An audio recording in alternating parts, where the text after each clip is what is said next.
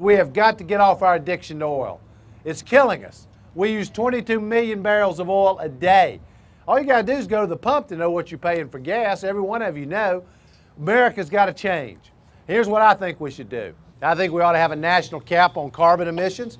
I think we ought to reduce our greenhouse gases by 80% by the year 2050. And I think below the cap, we ought to make the polluters pay. And we ought to use that money.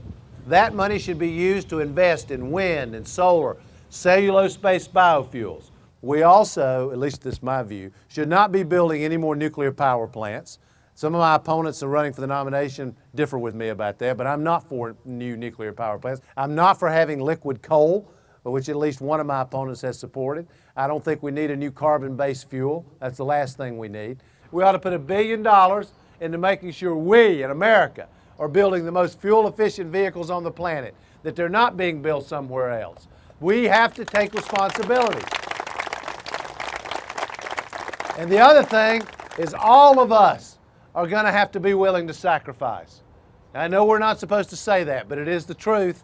We have to conserve in our homes, in our workplaces. We have to drive more fuel-efficient vehicles. We will never get off our addiction to oil without doing that. All these things that I'm talking about, a complete change in the way we produce energy, how the fuels that we use to power our vehicles. The one thing we know for sure is that the oil companies, the gas companies, their lobbyists, they're going to stand between us and that change. They don't want to see anything change. They like what you're paying at the pump. That means more money in their pocket, right? They don't want to see anything change. They don't want to see America change.